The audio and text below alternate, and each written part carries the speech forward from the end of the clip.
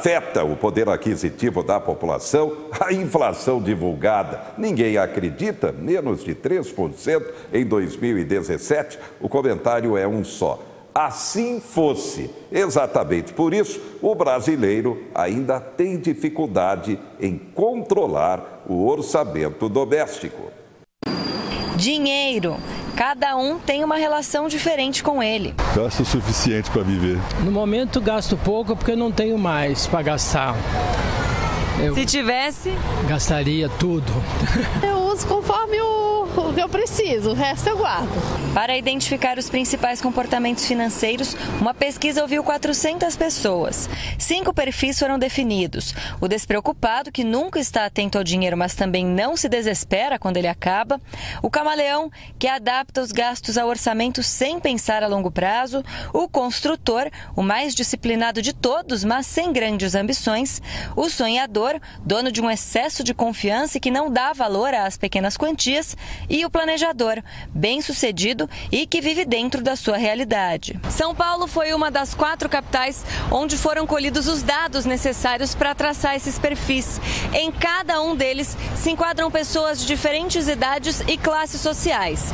Ou seja, não importa a experiência ou o poder aquisitivo. Para começar a poupar, é preciso gastar menos. A partir do momento que eu consigo identificar, conhecer exatamente para onde vai meu dinheiro, aí sim eu consigo ver, dá para gastar menos e separar essa diferença entre o meu ganho e o meu gasto para aquilo que efetivamente eu quero. Principalmente, às vezes, aqueles sonhos que parecem impossíveis estão ali, dentro do meu consumo diário.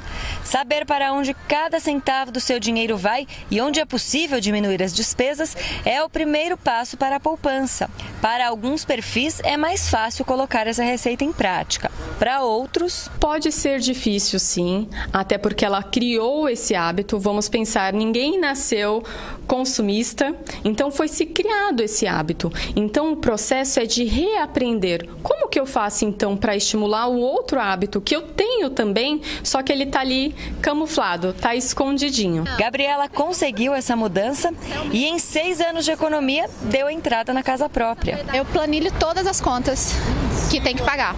Começo do mês eu já pago água, luz, aluguel e vou planilhando entre gastos obrigatórios, consumo e essa reserva. Depois que você se organiza, aí fica tranquilo. E você? Está controlando o seu orçamento doméstico? Tem preparo para isso? Muitos economistas, inclusive, defendem que a economia doméstica deveria fazer parte do currículo escolar desde o ensino fundamental. Realmente importante. Bem, nesse momento político também importante, julgamento de Lula, a expectativa para esta quarta-feira em todo o Brasil.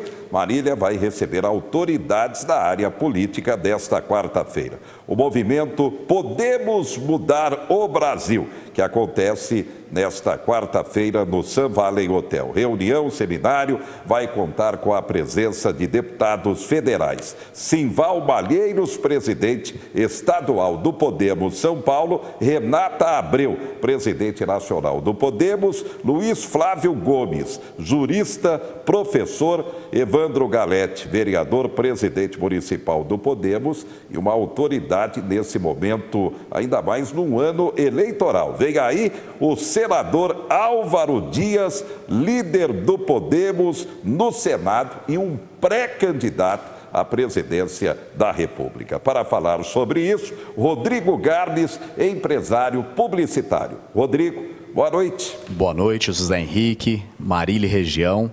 É muito importante essa visita do senador Álvaro Dias em Marília, que vai ser amanhã no Sun Valley às 15 horas, né? Essa caravana já vem percorrendo Tupã, Presidente Prudente, Cândido Mota, Assis.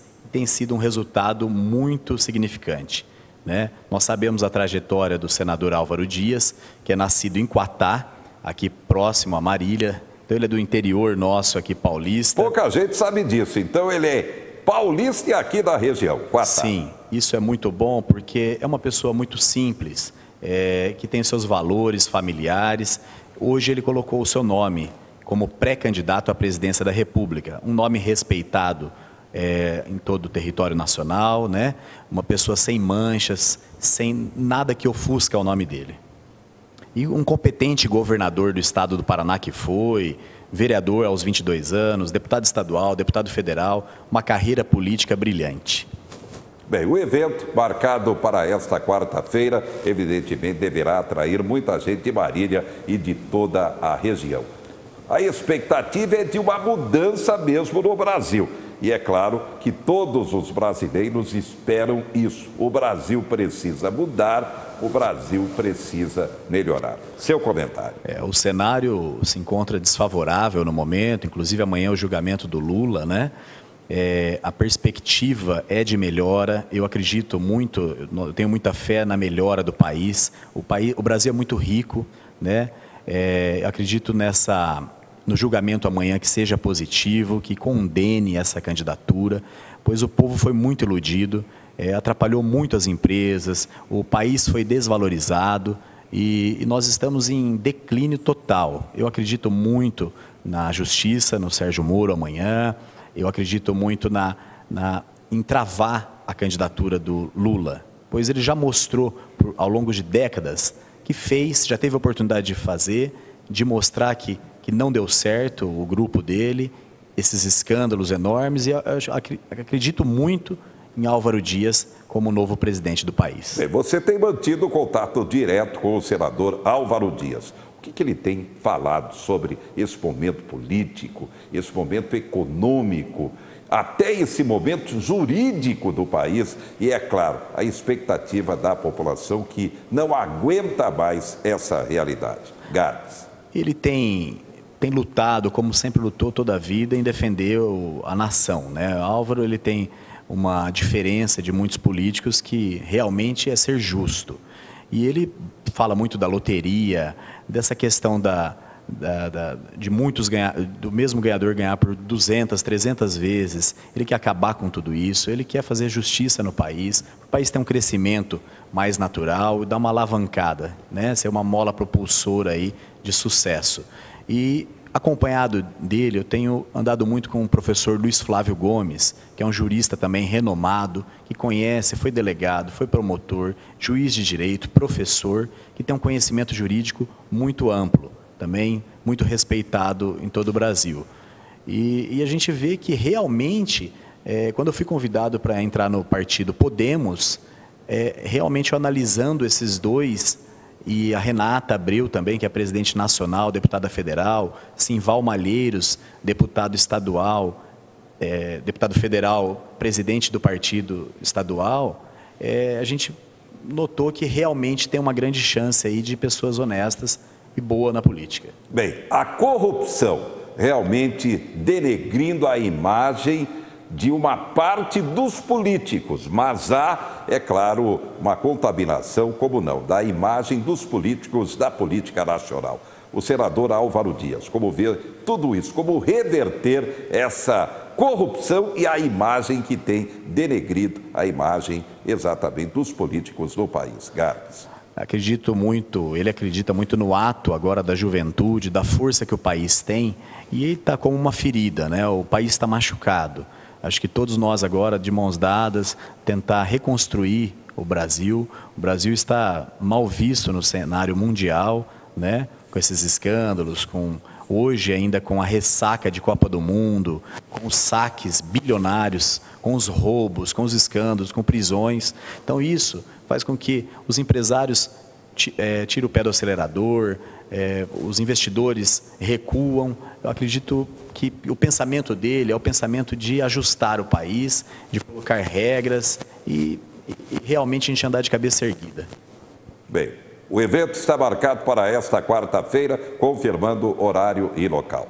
Às 15 horas, no Hotel Quality Sun Valley, a palestra do professor Luiz Flávio Gomes, senador Álvaro Dias, Renata Abreu, deputado Simval e o vereador Evandro Galete, que representa o Podemos em Marília, o presidente do diretório municipal e vereador, né, aqui da cidade de Marília. Vai também estar usando a palavra. O vereador também tem mostrado um trabalho ímpar aí, com pedidos de emendas parlamentares, a deputada estadual, federal do Podemos, tem feito um trabalho bem interessante para Marília. Bem, sua expectativa, quero também saber a sua opinião. Julgamento do Lula, na sua opinião, o que vai acontecer com o julgamento que começa nesta quarta-feira?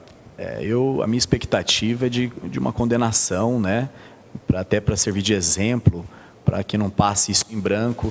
Eu acredito muito nesse placar unânime, né, de uma condenação, porque, como já falaram aqui hoje, né, o comentarista político, o Brasil não aguenta mais, ninguém aguenta mais, desde o funcionário, da pessoa mais humilde, né, do trabalhador, do empresário, do grande empresário, ninguém aguenta mais o preço, a conta está ficando para todos nós pagar. Então, eu acredito que seja amanhã feita a justiça. Muito bem, obrigado. Rodrigo Garbes, empresário publicitário, portanto, o ex-governador do Paraná, atualmente senador pelo Paraná, Álvaro Dias, em Marília, nesta quarta-feira, ele que é pré-candidato à presidência da República, um nome realmente muito conhecido no cenário político nacional.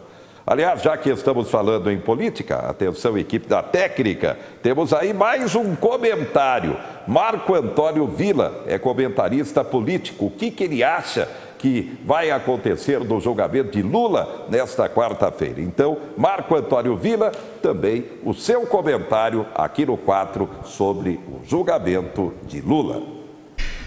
Bem, o Brasil está aguardando a contagem regressiva, quer dizer, quarta-feira, nesse horário, provavelmente já teremos o julgamento aberto, né? Seguindo todo o procedimento que já é de conhecimento de todos, a fala do Ministério Público, dos advogados de defesa, etc. Vai ter todas as sustentações orais e aí começa a apresentação dos votos dos 3 desembargadores e tal, e acredito que por volta de 3 da tarde, mais ou menos, tudo estará resolvido. E vamos esperar que o resultado seja 3-0, ou seja, que a sentença de 9 anos e meio de prisão por 2 crimes nesse processo, já que tem outras ações penais, nesse processo, condenado em Curitiba pelo juiz Sérgio Moro, seja referendado pelo TRF da 4ª Região, e aí o Brasil começa a se reencontrar com as suas melhores tradições, fazendo essa limpeza do líder do maior desvio de recursos públicos da história da humanidade, que o PT fez na estrutura do Estado, junto com partidos amigos e algumas vezes em outros estados com partidos opositores. É bom lembrar que a corrupção hoje atinge grande parte dos partidos políticos brasileiros e grande parte da elite política brasileira. E a ação da justiça, ela é fundamental. É um grande equívoco, e aí teremos de ver até quais as intenções, quando alguns dizem, e da oposição, o que foi a oposição ao Lula, uma oposição tímida, né, que não queria bater de frente, é a oposição que todo partido gostaria de ter, especialmente do PSDB, dizer, não, olha, eu não quero que o Lula seja condenado, ou, se condenado, ele tem de participar das... Nós queremos vencê-lo nas urnas, tal. Espera um pouquinho, urna não é toga. Urna não é toga. Primeira coisa, urna não absolve ou nem condena ninguém. Quem absolve ou condena é a justiça. O processo eleitoral é de outra esfera. Não é as questões que estão sendo imputadas ao Lula, não são questões eleitorais. São crimes cometidos contra o erário, né? Crimes cometidos contra a República e que são tipificados na legislação brasileira. Portanto, esse é a oposição, que de oposição nunca teve nada, assume o argumento petista. Que o petismo é que diz isso. Quem deve julgar o Lula é o povo. A oposição, essa oposição chinfrim, pouco combativa, né? Ela assume o discurso do PT. A questão, portanto, não é essa. Lula deve ser condenado, Lula tem de ser condenado para mostrar uma questão básica, que é o capítulo do artigo 5º da nossa Constituição, ou seja, a lei é igual para todos. Ela não distingue brasileiros, ela é muito clara. Então, Lula cometeu vários crimes nesse processo. 2 que foram devidamente comprovados, os autos do processo são claros, a sentença do juiz Sérgio Moro é límpida, claríssima, e esperamos então que na quarta-feira, dia 24 de janeiro, o Brasil começa efetivamente outra etapa da sua história. A condenação do Lula, ela tem um simbolismo profundo. Ela mostra a toda a elite política que ninguém está acima da lei. Por isso que alguns, até opositores do Lula, ficam preocupados com a condenação deles. Por quê? Pode ser a sua no futuro, não é verdade? Então, o dia 24 é chave. A condenação do Lula, ela pode abrir um novo capítulo da história política brasileira contemporânea. E isso é essencial. Não é possível rimar, serem sinônimos, corrupção e república. Condenação do Lula é essencial. E lembrando outra vez, urna não é toga. A condenação, ela é jurídica e vai impossibilitar, evidentemente, que ele participe das eleições. Não é possível um criminoso condenado gerir a coisa pública. Isso é um absurdo. Dia 24 está chegando e a condenação do Lula está muito próxima.